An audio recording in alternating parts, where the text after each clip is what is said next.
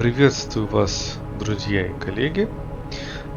Сегодня я хочу сделать разбор на демо игры Миг, которую я недавно прошел, и мне ее хочется рассмотреть с точки зрения левел дизайна и где-то геймдизайна. Эта игра сделана инди-разработчиком, он делает ее один, насколько мне известно.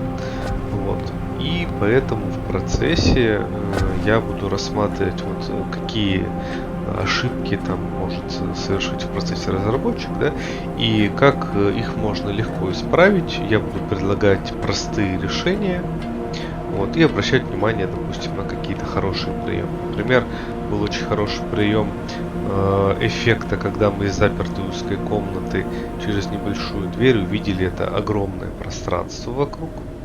Вот, а это не что иное, как подача мегаструктуры нам, да, то есть и вот этот контраст между узким и широким очень хорошо ощущается, особенно с учетом того, что нас вначале в комнате какое-то время удерживают.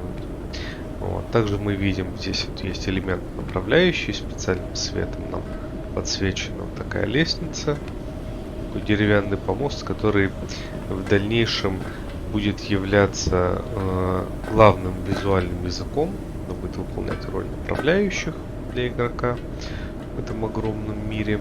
Ну и вот мы, собственно, видим, они довольно часто встречаются у нас на пути.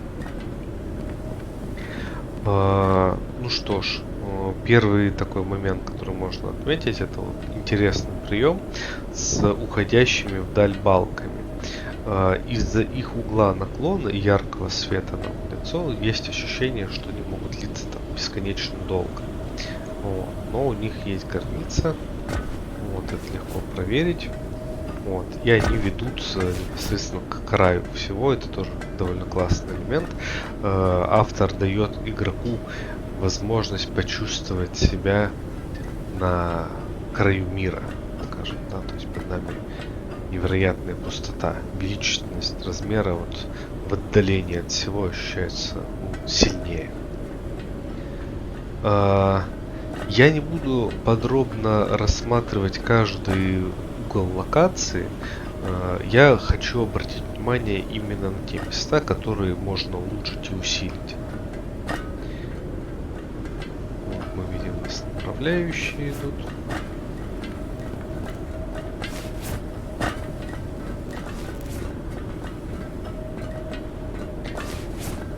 Так, хочу обратить внимание вот на это место. Основной маршрут для игрока — это вот эта лестница, которая уводит его дальше направо.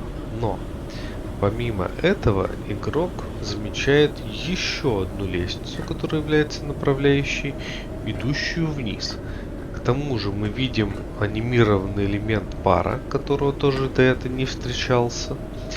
И это еще сильнее привлекает внимание игрока. В результате он может захотеть спуститься вниз. Но здесь, на этой платформе, совершенно ничего нет. Это просто тупик. Я предполагаю, что он был сделан для того, что если игрок падает вниз, то он может вернуться обратно. Но это излишне. До этого момента игрок наверняка уже упал один или два раза и знает, что падение карается смертью и быстро может возродиться. Поэтому в такой защите смысла нет. Она лишь только сильнее сбивает игрока с основного пути и приводит его в тупик. Или, например, можно в конце этого тупика положить какое-нибудь вознаграждение для игрока, какой-нибудь нарративный элемент или там, коллекционный, например. Тогда этот тупик уже не будет считаться тупиком. А так в нем совершенно нет смысла, и эта направляющая только отвлекает нас.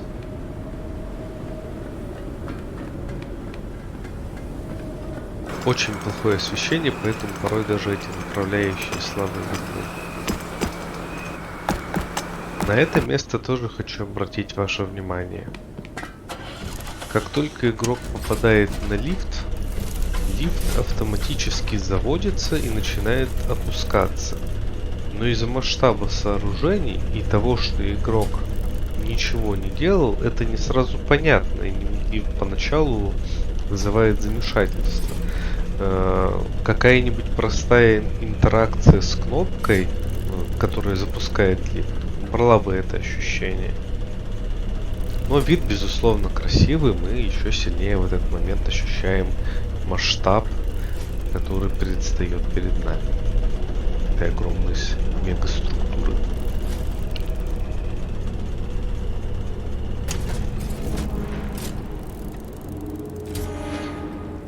Тоже такой немного спорный элемент, когда продолжение пути выглядит как спрыг вниз, это нормально. Но когда он сразу после спуска лифта и как будто бы поджидает нас, чтобы мы в него упали, он выглядит скорее как ловушка, а не как осознанный выбор. Но это единственный верный путь.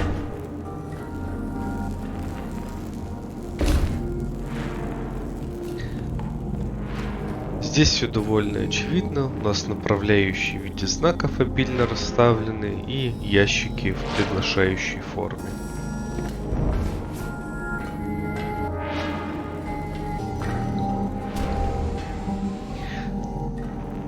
А это место хочется обсудить. Здесь автор добавляет разнообразие в геймплей, заставляя игрока взаимодействовать с простой физикой. И игроку необходимо расчистить себе проход. Проблема в том, что основным желанием является брать и бросать ящики вперед, чтобы расчистить себе дорогу. Но на самом деле это не расчищает ее. В процессе постоянно сталкиваешься с ними, не можешь пройти вперед, приходится прыгать, и в итоге они только сильнее захламляют этот путь, они освобождают его. Здесь хорошим решением было бы добавить по краям от этого пути, от этой дорожки, небольшие ямы, чтобы можно было эти ящики сбрасывать вниз, убрать вот эти перила, подсветить эту возможность. Тогда это будет веселый процесс, игрок будет избавляться от них. И это будет даже немного фаново, нежели раздражающе, как сейчас.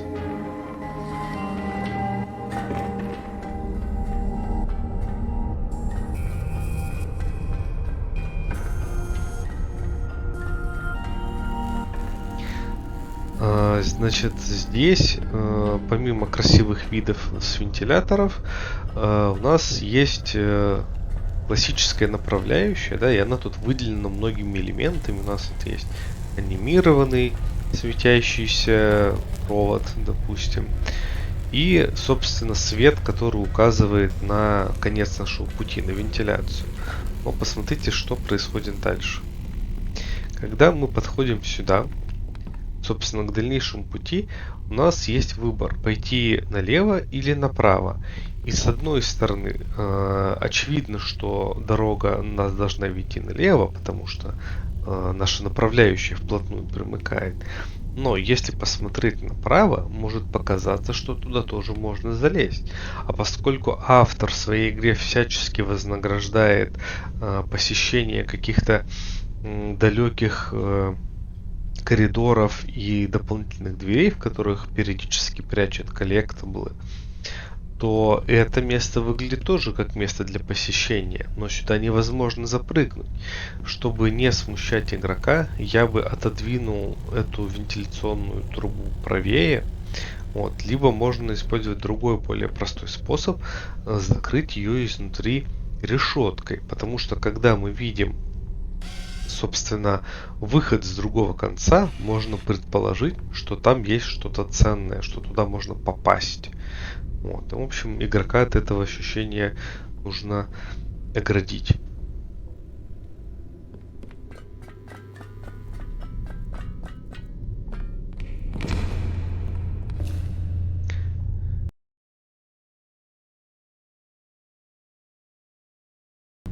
У вас может возникнуть вопрос, а зачем лестница, ведущая в трубу?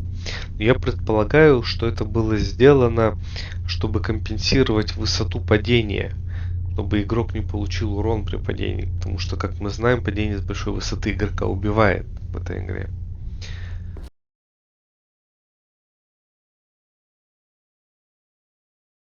Хочу обратить ваше внимание на эту комнату. На первый взгляд кажется, что она абсолютно нормальна, но на самом деле у нее сильно изменен масштаб. Он сильно больше, чем воспринимается на самом деле. Сейчас я вам покажу. Во-первых, огромные тайлы плитки на полу. Потом совершенно гигантский знак, который с человеческий рост и выше нашей головы, хотя должен находиться на уровне глаз. Вот. А так со стороны кажется, что все нормально. Ну, здесь точно так же. Огромные знаки. И из-за этого кажется, что все тут гигантское, какая-то гигантомания. Тут изменить бы масштаб знаком и добавить каких-нибудь мелких объектов, пропсов, чтобы можно было соотнести масштаб. Тогда он не будет так взорвать мозг. То есть такое ощущение дискомфорта.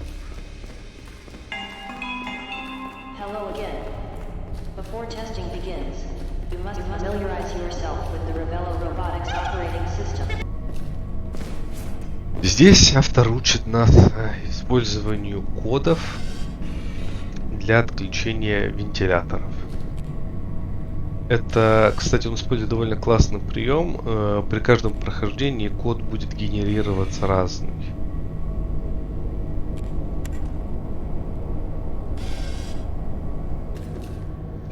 И нам сразу показывают, что при отключении этот вентилятор останавливается, и мы, собственно, можем продолжить наш путь.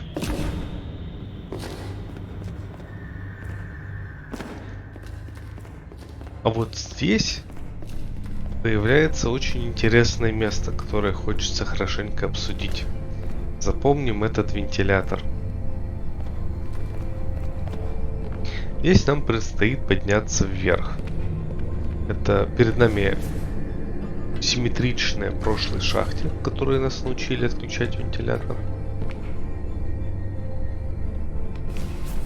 И вот мы поднимаемся здесь. У нас есть такой же компьютер отключения вентилятора, но кода нет. Код находится выше. Мы продолжаем подъем.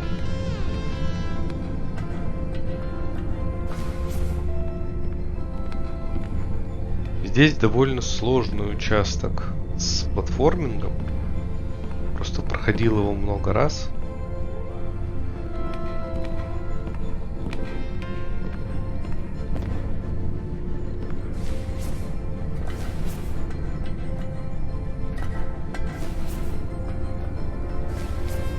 И здесь мы находим код.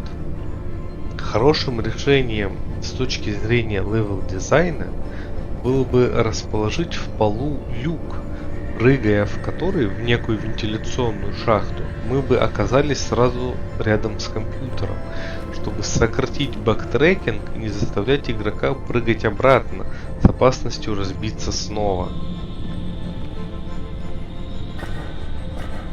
Ну и, соответственно, расположение комнат тоже делать одну над другой. А так это довольно опасно.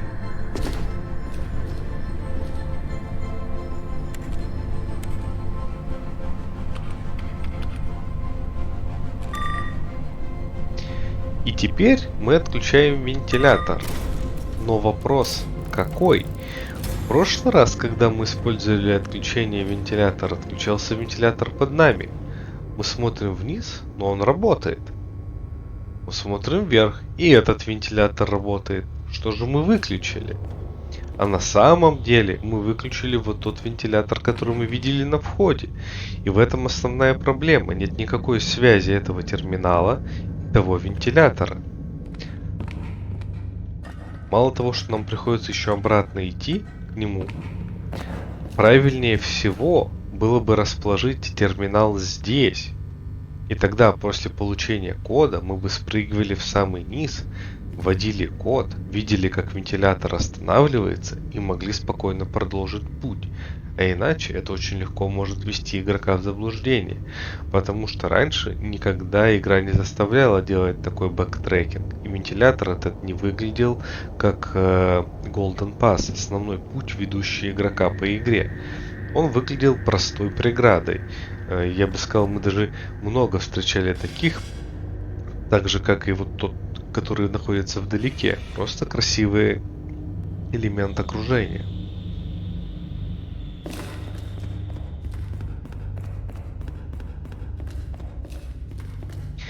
здесь хочу отметить следующий классный прием, который использует автор.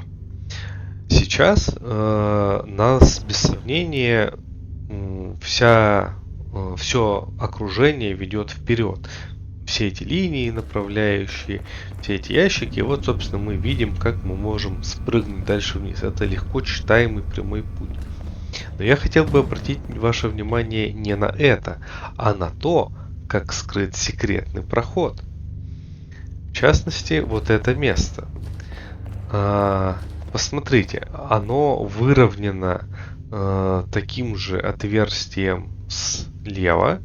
Вот. И дальше мы видим тоже нечто похожее. То есть вот этот проем в стене не читается чем-то необычным. Да? Также автор выравнивает это материалами. Мы видим множество ящиков в конце у нас на пути, и здесь какая-то масса ящиков. То есть ни один из этих объектов, элементов, которые составляют скрытый тайный проход, не выбивается из общего окружения. Это очень хороший способ прятать проходы. Из вспомогательных вещей, когда игрок развернется, он может заметить искры, и это привлечет внимание его к этому проходу. Но чем хорошо, что игрок не видит этого, когда двигается прямо. А это такой дополнительный помощник, тоже хороший прием. Ну и, собственно, здесь та же проблема с ящиками, очень сложно пройти. Вот, а дальше будет, собственно, дополнительная секретная игровая секция. Но сейчас мы не будем ее посещать.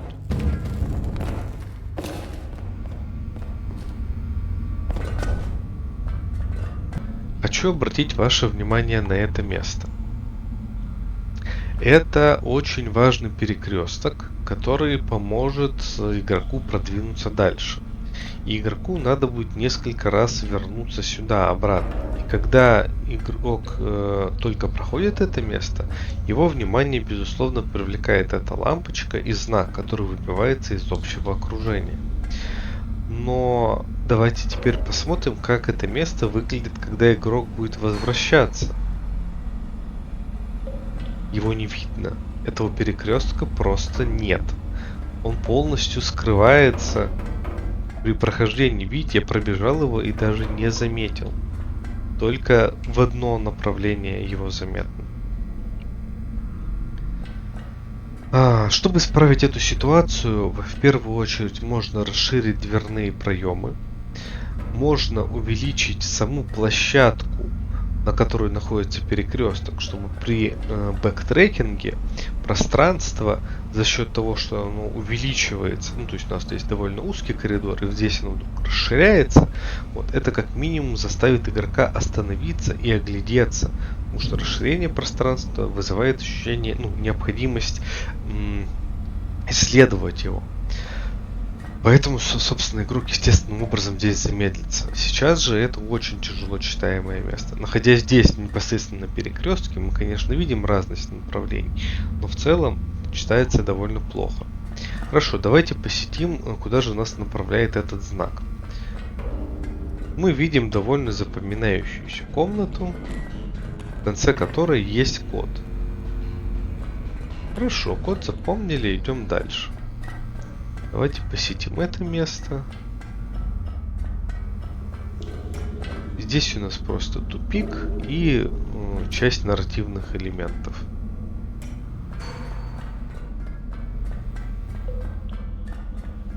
Основной маршрут прямо. Вот это я хочу отметить довольно хорошим приемом, который разнообразивает перемещение игрока. Здесь нас заставляют прыгать и перегибаться. Это всяко интересней, чем просто монотонная ходьба вперед. Вот мы доходим до следующего терминала с закрытой дверью. И здесь, собственно, мы сразу вводим код, который мы видели до этого на стене. В чем проблема этого места? Игрок получил ключ раньше, чем нашел замок. Ну, выражаясь метафорически, да, то есть это принцип ключ-замок. И вот игрок нашел решение раньше, чем столкнуться с проблемой. Он не ощущает проблемы этой запертой двери, потому что он сразу может в нее пройти.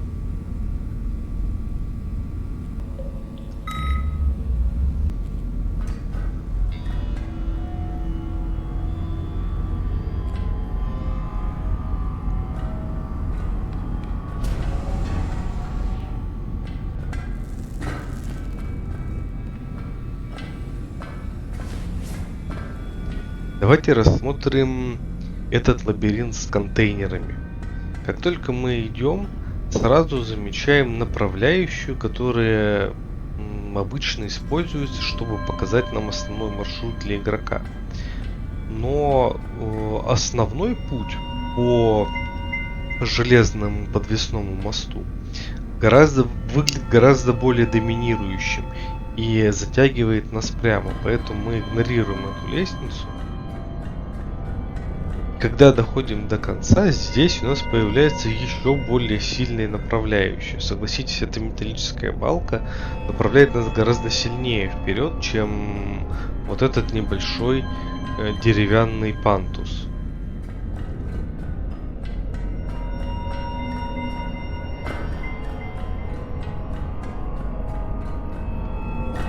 И попав сюда, мы видим выломанные решетки, смотрим вниз, видим еще одну направляющую. Судя по всему, мы двигаемся правильно.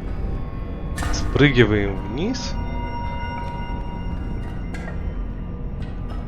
Поднимаемся вверх. Видим все время направляющие, которые ведут нас вперед.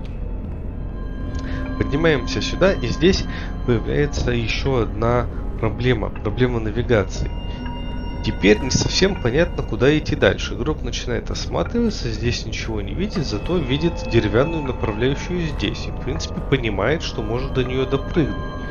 Но если он прыгнет на нее, то следующим его шагом будет прыжок на эту лестницу, дальше, и мы просто замкнемся в круге. А на самом деле это часть альтернативного пути, который ведет игрока вот с той деревянной лестницы, которая находится на том контейнере. На самом деле, здесь игроку нужно двигаться не направо, хотя вот эта лестница его дезориентирует, а налево. Но этого совершенно не видно, потому что лестницу-указатель, вот эту направляющую, она закрыта вот этим столбом. Да и, честно говоря, в таком освещении положение читается плохо. Простым решением здесь было бы добавить лестницу, направляющую на этот контейнер, вот сюда. Тогда игрок легко мог бы простроить маршрут и посмотреть, куда это ведет его дальше. Да, безусловно, это, возможно, выглядело бы сильно навязчиво, но здесь и так очень во многих местах используются эти деревянные направляющие, поэтому сильно бы из контекста не выбивалось, а флоу перемещения был бы более плавным.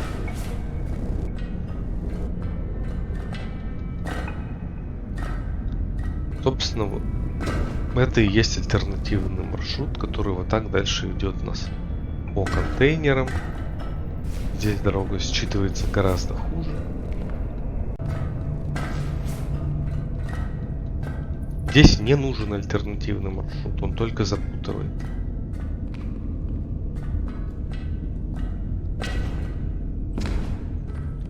Здесь же вот эти крупные массивные направляющие отлично считывались и сразу давали понять, куда дальше нам идти.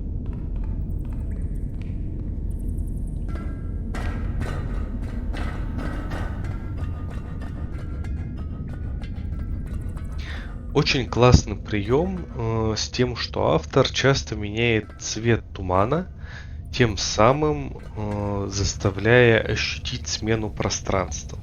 Так мы закончили первую главу. Вот эти контрасты перехода между цветами помогают понять, насколько большой путь проделал игрок. Это довольно хороший прием. Вы можете делать это цветом стен, там, цветом света и так далее. На этом разбор первой части завершен. Ставьте лайки, если вам понравился формат. Пишите комментарии, если хотите обсудить игру и приемы левел дизайна. На этом все. До новых встреч!